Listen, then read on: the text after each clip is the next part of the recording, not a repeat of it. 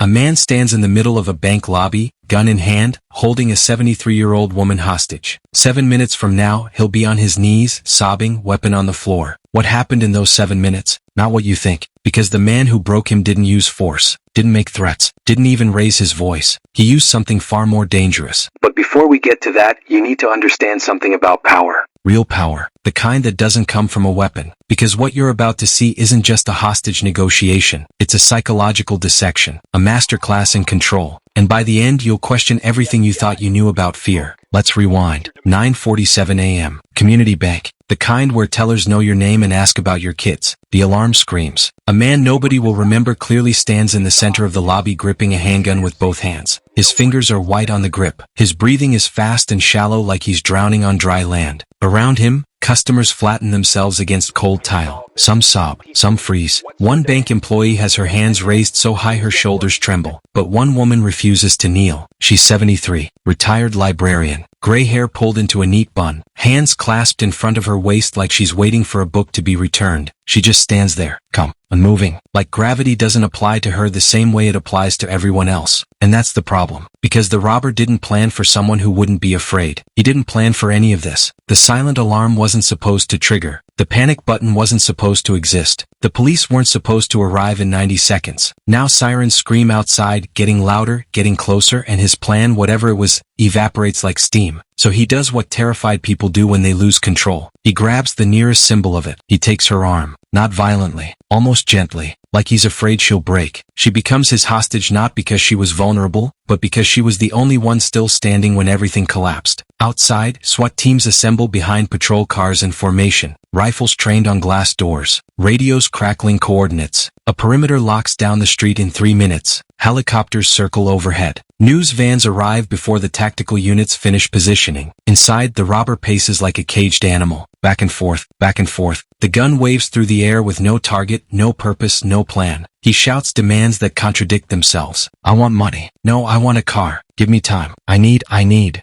His voice cracks between words. And the elderly woman? She stands beside him like a lighthouse in a storm. Doesn't plead, doesn't bargain, doesn't perform terror for him. She just watches him with an expression that says she's seen worse. That whatever he thinks he's doing, she's already forgiven him for it, which makes everything worse. Because he doesn't want forgiveness. He wants fear. He wants power. He wants someone to see him as dangerous. But all she sees is a man falling apart. Here's what most people don't understand about hostage situations. The weapon isn't the power. The belief that you're in control is the power. And his belief is crumbling faster than the plan that brought him here. A black SUV pulls up to the command post outside. Door swings open. A man steps out wearing a dark suit and an expression that suggests he's already solved this problem in his head. Special Agent Daniel Raines, FBI Crisis Negotiation Unit, 38 years old, former psychology professor who traded lecture halls for crisis zones. He walks with the kind of calm that makes tactical teams nervous because it suggests he knows something they don't. The SWAT commander intercepts him immediately, briefs him in 30 seconds flat. One suspect, one hostage, elderly female, no clear motive, weapon confirmed, high volatility, demands are incoherent, window closing fast, we're ready to breach on your call. Daniel doesn't respond right away. He picks up binoculars, watches the bank through bulletproof glass, studies the robber's movements like he's reading a language only he can see, the way the man paces, the rhythm of his gestures, the moments when his shoulders drop and his weapon lowers just slightly before fear pulls it back up. And then Daniel sees it, the thing nobody else noticed. When the robber shouts, when he makes demands, waves the gun, performs dominance, he looks everywhere except at the hostage. But when he pauses, when his voice falters, when the mask slips for half a second, that's when he looks at her. Daniel lowers the binoculars. His jaw tightens, not with anger, with recognition. He says quietly to the commander, he's not looking at her when he threatens, only when he breaks. The tactical team exchanges glances. They don't understand, but Daniel does. This isn't hatred. It's not rage. It's not even desperation in the way they think. Shame. The robber believes he's in control, that the gun gives him power, that fear makes him dangerous. But every movement betrays him. Every demand is a question disguised as a command. Every threat is a plea for someone to tell him what to do next. He's not leading this crisis. He's drowning in it. And the woman standing beside him, the one who refused to kneel, who watches him with pity instead of terror, She's the only solid thing in a room built on collapse. She's not his hostage. She's his witness. And that's what's destroying him. Daniel picks up the negotiation phone. His team connects the line to the bank's landline inside. It rings once, twice, 3 times. The robber stares at it like it's a bomb. On the 4th ring, his hand moves toward it, hesitates, then picks up. Daniel doesn't introduce himself, doesn't ask if everyone's okay, doesn't negotiate. He just says, in a voice so calm it sounds like gravity, "You didn't plan this." Silence, then breathing, heavy, uneven. The sound of a man realizing someone just looked inside his head. The clock starts. 7 minutes. That's all it takes to dismantle a man who thought a weapon made him powerful. But here's the question nobody's asking yet. When fear stops protecting us and starts exposing us, what's left? Because what happens next isn't about tactics. It's not about training. It's about truth. And truth, when it's spoken correctly, is the most devastating weapon there is. When does fear stop protecting us and start revealing who we really are? You didn't plan this. 5 words,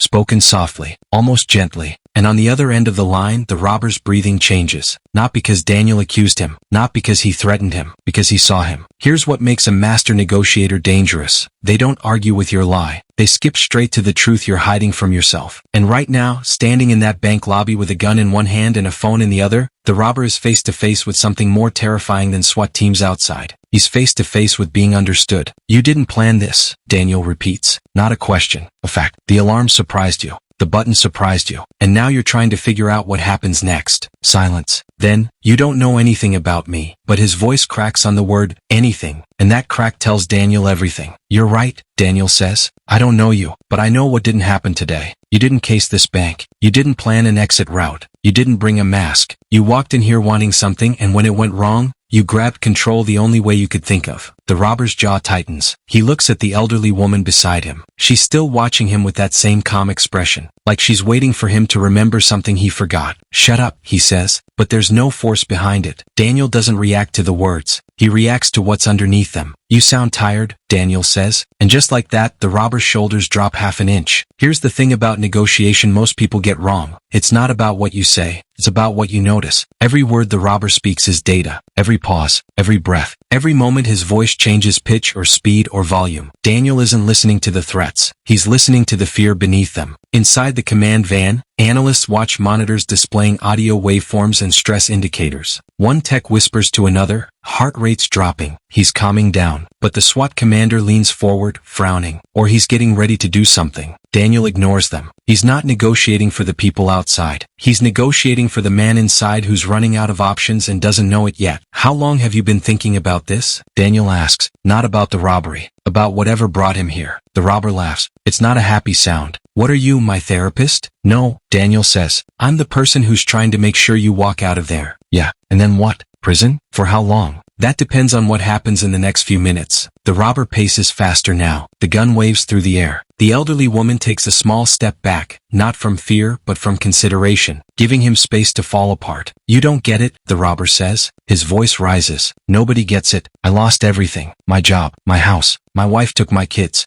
The bank took everything else. And you know what they told me? It's just business. Like I'm not even a person. Like I don't matter. And there it is, the wound beneath the weapon. Daniel's expression doesn't change, but something shifts in his tone. Softer now. Not sympathetic. Something deeper. So you came here to make them see you. The robber stops pacing. To make someone acknowledge that you exist. That what happened to you was real. That you're not invisible. Silence stretches across the phone line like a wire pulled too tight. You don't know what it's like, the robber whispers. You're right, Daniel says. I don't. But I know what it looks like when someone's already said goodbye. The robber's hand trembles. The gun lowers slightly. Just an inch. But an inch is everything. In the command van, the SWAT commander stands. What's he doing? Is he making progress or losing control? The analyst stares at the monitor. Heart rate spiking. Respiratory pattern irregular. I don't know. Something's happening. Something is happening. The robber is realizing that the person on the other end of the phone isn't trying to defeat him. He's trying to witness him. And that's more dangerous than any tactical team. Because you can fight a threat. You can resist a command. You can hold your ground against force. But how do you fight someone who sees the part of you that you've been hiding from yourself? What do you want me to do? The robber asks. His voice is barely above a whisper now. And that's when Daniel knows he's crossed the threshold. The robber isn't asking what demands to make. He's asking for direction. For someone to tell him how this ends. because he never wanted to be in control. He wanted someone to care that he lost it. But Daniel doesn't answer right away, because the next words matter more than anything he said so far. He glances at the hostage through the binoculars one more time. She's standing there, hands still clasped, looking at the robber with an expression that's impossible to name. Not pity. Not fear. Understanding. And then she does something nobody expected. She speaks. Not loudly. Not to Daniel. To the robber. "You're not a bad person," she says softly. The robber turns to her, gun still in hand, eyes wide. "You're just a person who ran out of options. And I've been there. Not like this. But I know what it feels like when the world stops listening." Her voice is steady. Calm. Like she's reading him a story. "My husband died 3 years ago. The bank tried to take our house because of a paperwork error. I spent 6 months fighting them. Calling. Begging. Nobody cared. Nobody saw me." The robber's face twists. Not with anger. With something rawer. "But I'm still here," she continues. "And you're still here. And that means it's not over yet." The gun drops another inch. Daniel watches through the binoculars, and for a moment, just a fraction of a second, he feels something he almost never feels during negotiations. Uncertainty. Because he didn't script this. He didn't plan for the hostage to become the negotiator. And he doesn't know if that's going to save them or break everything. Inside the command van, someone whispers, "Is she negotiating with him?" The analyst shakes his head slowly. "I don't think so. I think she's just talking to him." But Daniel knows better. She's not negotiating. She's doing something far more powerful. She's treating him like a human being. And that's the one thing he hasn't felt in so long, that it's destroying him faster than any tactical strategy ever could. The robber's breathing becomes uneven. His hand shakes. The weapon dangles at his side now, barely held. "I don't know what to do," he says. Not to Daniel. Not to the hostage. To the air. To himself. Daniel leans closer to the microphone. "Then let me tell you," he says quietly. "Because there's still a way out of this where you walk out as a person, not a headline." The robber closes his eyes. The clock ticks. 4 minutes left. 4 minutes left. But time doesn't move the same way inside a crisis. Every second stretches. Every breath becomes a decision. And right now, standing in that bank lobby with a gun that feels heavier than it did 10 minutes ago, the robber is making a choice he doesn't even realize he's making. He's choosing whether to keep lying to himself. "There's still a way out," Daniel says through the phone. His voice is steady. Certain. Like he's stating a fact about gravity. "But only if you decide right now that this isn't how your story ends." The robber opens his eyes. Looks around the lobby like he's seeing it for the first time. The customer's still on the floor. The teller behind the counter with her hands raised. The elderly woman standing beside him with that impossible calm. The gun in his hand. "What do you want from me?" he asks. "I want you to put the weapon down," Daniel says. "And I want you to walk out of there with your hands up." That's it. That's the only thing that happens next. And then what? Prison? Maybe. Probably. But you'll be alive. And alive means you still get to be more than this moment. The robber laughs, but it's hollow. Empty. You don't get it. There's nothing left. No job. No family. No house. This was it. This was the only thing I had left to do. To rob a bank? To make them see me? His voice cracks. Loud. Desperate. To make someone acknowledge that I exist. That I'm not just another number they can erase. Daniel doesn't respond immediately. He lets the words hang in the air. Lets them echo. And then quietly, "So you wanted a witness." The robber freezes. "You didn't want money. You didn't even want to hurt anyone. You wanted someone to see what they did to you. To acknowledge it. To say it mattered." The robber's jaw trembles. His grip on the gun loosens. "And now you have a room full of witnesses," Daniel continues. "People who will remember you. Who will talk about you. But the question is, what do you want them to remember?" Silence. The elderly woman shifts slightly. Takes one small step closer. "You have a choice," she says softly. "Right now. You can be the man who scared people. Or you can be the man who stopped." The robber looks at her. Really looks at her. And something in his face breaks. "I don't know how to stop," he whispers. "Yes you do," she says. "You put the gun down. That's all. Just put it down." His hand shakes. The weapon wavers. In the command van, everyone leans forward. The SWAT commander's hand hovers over the radio. The analyst's eyes are locked on the biometric display. Heart rate spiking, the analyst whispers. Adrenaline surge. He's either going to surrender or what? Someone asks. Nobody answers. Because nobody knows. Daniel watches through the window, binoculars pressed to his eyes, and for the first time in 7 years of crisis negotiation, he feels something he's trained himself never to feel. Doubt. Not about the robber. About himself. Because he spent his entire career believing that reason can outmatch chaos. That the right words, spoken at the right moment, can turn any crisis into a conversation. But what if he's wrong? What if some people are too far gone? Too broken? Too lost in their own pain to find their way back? What if control was always an illusion, and he's just been good at pretending otherwise? The robber takes a breath. Shuddering. He looks at the gun in his hand like it's a foreign object. Like he doesn't remember picking it up. This wasn't supposed to happen, he says. I know, Daniel replies. I just wanted them to listen. I know. I just wanted someone to care. Daniel closes his eyes for a moment. When he opens them, his voice is softer than it's been all day. I'm listening, he says. Right now. I'm listening to you. And I care what happens next. So does everyone outside. So does the woman standing next to you. You have witnesses. You have people who see you. The robber's face contorts. His shoulders shake. So what do I do? He asks. And this time it's not defiance. It's not a challenge. It's a plea. You put the weapon down, Daniel says. You step away from it. And you put your hands up. That's all. One step at a time. The robber stares at the gun. Then at the elderly woman. Then at the floor. What if I can't? He whispers. The elderly woman reaches out slowly. Not toward the gun. Toward his arm. You can, she says. Because you're not alone anymore. And that's when it happens. Not all at once. Not dramatically. The gun lowers. Inch by inch. Until his arm hangs at his side. His fingers loosen. The weapon drops. It hits the tile floor with a sound that echoes through the entire building. The robber stands there for a moment, staring at it. Then his knees buckle. He collapses. Not in defeat. In exhaustion. In the sheer, overwhelming relief of not having to hold himself together anymore.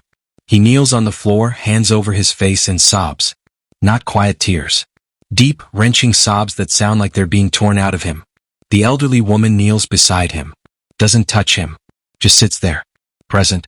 Daniel exhales. Long, slow. Like he's been holding his breath for 7 minutes. In the command van, someone whispers, "He surrendered." The SWAT commander picks up the radio. All units, suspect is down. Hostage appears unharmed. Prepare for entry. But Daniel doesn't celebrate. Doesn't smile. Doesn't feel victorious. Because he knows what nobody else in that van understands. He didn't win. Nobody won. A man broke. That's all. A man reached the end of himself and collapsed. And calling that a victory feels like calling a demolition a renovation. The tactical team moves in. Slow. Controlled. They secure the weapon first. Then the suspect. Hands behind his back. Zip ties. He doesn't resist. Doesn't fight. He just keeps crying. The elderly woman stands, brushes off her knees, and walks toward the door like she's leaving a church service. An officer tries to escort her. She waves him off politely. I'm fine, she says. Really? I'm fine. But as she steps outside into the sunlight, her hands shake just slightly. Because she's not fine. Nobody is. Outside, the crowd that gathered behind the police line starts clapping. Some cheer. News cameras swivel. Reporters rush forward. Daniel watches the robber being led to a police car. Head down. Shoulders slumped. The man who wanted to be seen is now visible to everyone. But not in the way he imagined. The SWAT commander claps Daniel on the shoulder. Hell of a job, Rains. 7 minutes. That's got to be some kind of record. Daniel nods. Says nothing. Because records don't matter when you've just watched a human being disassemble in real time. He replays the call in his head. Every word. Every pause. Looking for the moment when he could have done something different. You sound like someone who's already said goodbye.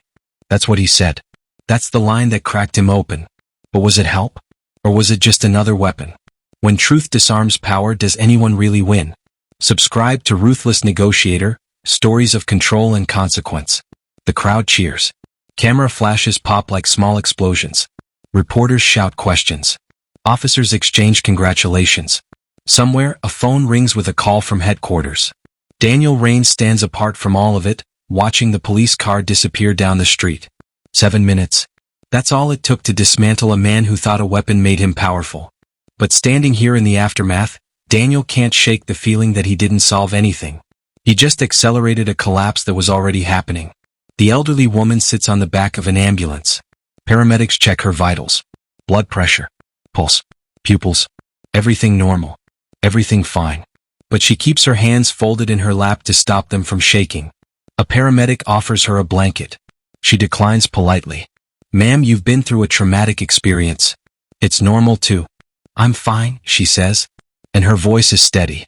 But her eyes tell a different story. Daniel approaches slowly, stops a respectful distance away. "Mrs. Patterson," he says. He learned her name from the incident report. "I'm Special Agent Rains. I'm the one who was on the phone." She looks up at him, studies his face for a moment. "You're the one who told him he'd already said goodbye." Daniel nods. "That was the right thing to say," she continues. "It's what broke through to him." "Maybe," Daniel says. "Or maybe it just broke him." She considers this, then pats the ambulance bumper beside her. An invitation. Daniel sits. They watch the scene in silence for a moment. Officers dismantling the perimeter. News crews packing up equipment. The bank doors still open, yellow tape across the entrance. "He wasn't a bad person," Mrs. Patterson says finally. "Just a broken one." "Most people who do bad things aren't bad people," Daniel replies. "They're just people who ran out of better options." "Do you believe that?" He's quiet for a long moment. "I have to," he says. "Otherwise this job doesn't make sense." She nods slowly. "He told me his name, while we were waiting. Before you called. He said his name was Michael. And he apologized. For scaring me. For grabbing me. For all of it." "What did you say?" "I told him it was okay. That I forgave him." Daniel looks at her. "Did you mean it?" Her hands tighten in her lap. "I don't know yet. Ask me in a month." A police officer approaches, clipboard in hand. "Ma'am, we need to get your statement when you're ready." She stands, straightens her blouse, and offers Daniel her hand. He shakes it. Her grip is surprisingly firm. "Thank you," she says, "for not shouting." Then she walks away, following the officer toward a patrol car. Daniel watches her go. This woman who refused to kneel. Who spoke to her captor with mercy instead of fear. Who became a negotiator without training, without tactics, without anything except her own strange, inexplicable calm. And he wonders, who really ended that crisis? Him or her? The SWAT commander joins him, still wearing tactical gear. Media wants a statement. "You up for it?" Daniel shakes his head. "I'll send a report." "Come on, Rains." 7-minute resolution, 0 casualties, national coverage. This is the kind of win that makes careers. It wasn't a win. The commander frowns. "You saved a hostage and took a suspect into custody without firing a shot. What would you call it?" Daniel doesn't answer. Because the truth is complicated. He didn't save anyone. He just witnessed someone break. And breaking isn't the same as healing. Later, back at the FBI field office, Daniel sits alone in a conference room with a laptop and a recording of the negotiation call. He rewinds it. Listens. His own voice, calm and measured. "You didn't plan this." The robber's breathing, uneven and desperate. Then later, "You sound like someone who's already said goodbye." The silence that followed. The crack in the man's voice when he finally responded. Daniel pauses the recording. Did he help that man? Or did he just find the exact words that would dismantle him most efficiently? There's a knock on the door. His supervisor enters. 50s. Gray at the temples. 25 years in crisis negotiation. "Hell of a job today," he says. Daniel closes the laptop. "Was it?" The supervisor sits across from him. "You're second-guessing yourself." "I'm questioning whether what I did was negotiation or psychological demolition." "Does it matter?" "He surrendered. Nobody died." "He collapsed," Daniel corrects. "There's a difference." The supervisor leans back in his chair. Studies him. "You know what separates good negotiators from great ones?" he says. "Good negotiators believe they're saving people. Great negotiators know they're just preventing worse outcomes. You can't save someone from themselves, Rains. You can only give them a chance to choose differently. And if they don't have anything left to choose with, then you give them what they need in that moment. Which is exactly what you did." Daniel looks at the closed laptop. The recording inside it. The 7 minutes that will be analyzed, studied, taught in training seminars. 7 minutes that broke a man. 7 minutes that saved a woman. 7 minutes that changed nothing about why any of it happened in the first place. The supervisor stands. Go home, Rains. Get some sleep. Tomorrow there'll be another crisis. Another call. Another person who needs you to be better than they are at their worst. He leaves. Daniel sits alone in the conference room as evening light fades through the windows. He thinks about Michael, the robber who wanted to be seen, who walked into a bank with a weapon because he'd run out of words. He thinks about Mrs. Patterson, the woman who refused to kneel, who offered forgiveness to a stranger who held her hostage. He thinks about power. Real power. The kind that doesn't come from weapons or tactics or training. The kind that comes from knowing who you are when everything else falls apart. And he wonders, who really had it in that bank? The man with the gun? The negotiator with the phone? Or the elderly woman who stood calm in the center of chaos and treated a broken man like a human being? Outside, the city moves on. Traffic flows. People go home. The news cycle shifts to the next story. Inside, Daniel Rains sits in silence and faces a truth he's been avoiding his entire career. Control is an illusion. Every negotiation, every crisis, every moment when he thought his words made the difference. He didn't control anything. He just witnessed people reaching the end of themselves and helped them find one more step to take. Is that enough?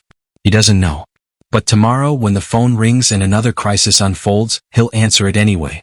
Because even if control is an illusion, even if power is just a story we tell ourselves, even if he can't save anyone from the systems that broke them in the first place, he can still offer one thing. A voice that listens when no one else will. And sometimes, in the space between collapse and surrender, that's the only power that matters. He closes his eyes. 7 minutes. That's all it took to end a crisis. But the real question was never about time. It was about what remains when the illusion of power dissolves and all that's left is the truth we've been running from. What's harder to face, losing power or realizing we never had it? Daniel stands, picks up his jacket, walks toward the door. Outside, the world continues. Broken people making desperate choices. Systems grinding away at dignity. Crises waiting to happen. And somewhere in that chaos, another person is deciding whether a weapon gives them control or just the illusion of it. Daniel will be there when they make that call. Not because he can save them, but because someone should be listening when they realize they can't save themselves. He didn't end the crisis. He ended the illusion that control ever belonged to anyone. And that, somehow, was both more and less than victory. What's harder to face, losing power or realizing we never had it? Subscribe to Ruthless Negotiator. Next, the negotiator who faced himself through a killer's silence.